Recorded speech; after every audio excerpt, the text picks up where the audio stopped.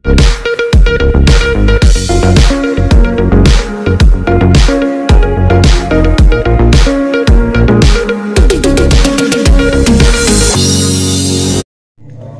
22 बाब उसमें से आज की तिलावत सुनते हैं कि आज इसमें क्या मरकूम है, क्या लिखा है। गौर से सुने। जिनके पास बाइबल मुकद्दस है वो खोले बाब 22। उन बातों के बाद यूं हुआ कि खुदा ने इब्राहिम को आजमाया और उससे कहा, ऐ इब्राहिम। उसने कहा, मैं हाजिर हूं। तब उसने कहा कि तू अपने बेटे इसहाक, जो तेरा इकलौता है और जिसे तू प्यार करता है, साथ ले करमूलिया के मुल्क में जा और वहां उसे पहाड़ों में से मैं एक ऐसा पहाड़ पर जो मैं तुझे बताऊंगा सौंदर्य कुर्बानी के तौर पर चढ़ा। तब इब्राहिम ने सुबह सवेरे उठकर अपने गधे पर 4 जमा कसा और अपने साथ 2 जवानों और अपने बेटे इसहाक को दिया और सौंदर्य कुर्बानी के लिए लकड़ियां चीरी और उठकर उस जगह को जो खुदा ने उसे बताई थी रवाना हुआ। तीसरे दिन इब्राहिम ने निगाह की और उस जगह को दूर से देखा। तब इब्राहिम ने अपने जवानों से कहा कि तुम यही गधे के पास ठहरो, मैं और ये लड़का दोनों जरा वहां से तक जाते हैं और सिजदा करके फिर तुम्हारे पास वापस आएंगे। और इब्राहिम ने सौंदर्य कुर्बानी की लकड़ियां लेकर अपने बेटे इसहाक पर रखी और आग और छुरी अपने हाथों में ली और दोनों इकट्ठे रवाना हुए। तब इसहाक ने अपने बाप इब्राहिम से कहा, ऐ बाप। उसने जवाब दिया,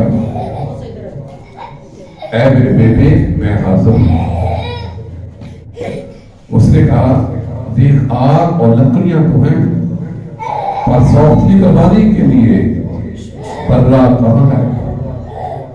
इब्राहिम ने कहा, ऐ मेरे बेटे, खुदा आप भी अपने वास्ते सौंदर्य कुर्बानी के लिए बर्रा मुहैया करेगा। सो वो दोनों आगे चलते गए और उस जगह पहुंचे जो खुदा ने बताई थी। वहां इब्राहिम ने कुर्बानगाह बनाई, उस पर लकड़ियां चुनी और अपने बेटे इसहाक को बांधा और उसे कुर्बानगाह पर लकड़ियों के ऊपर रखा और इन्होंने हाथ बढ़ाकर चुनी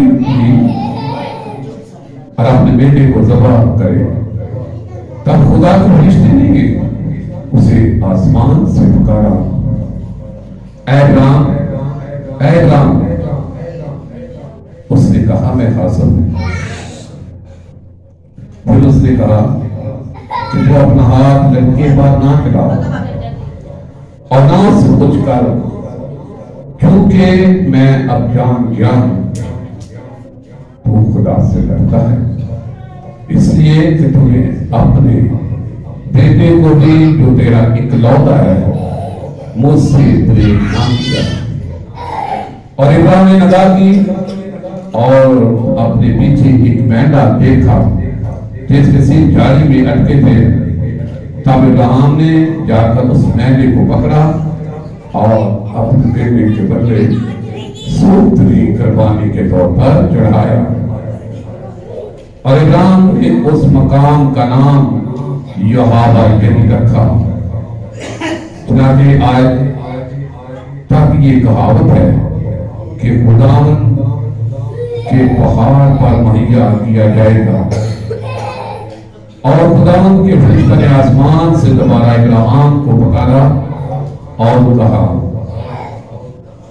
खुदा फरमाता है क्योंकि क्योंकि तूने ये काम किया कि अपने बेटे को भी जो तेरा इकलौता है दरीक ना रखा, इसलिए मैंने भी अपनी जात की कसम खाई है कि मैं तुझे बरकत पर बरकत दूंगा और तेरी नस्ल को बढ़ाते बढ़ाते आसमान के तारों और जमीन के समुद्र के किनारे की रेत की मानद कर दूंगा, और तेरी नाद अपने दुश्मनों के फाटक की मालिक होगी, और तेरी नस्ल के वसीला से जमीन की सब कौमें बरकत पाएंगी,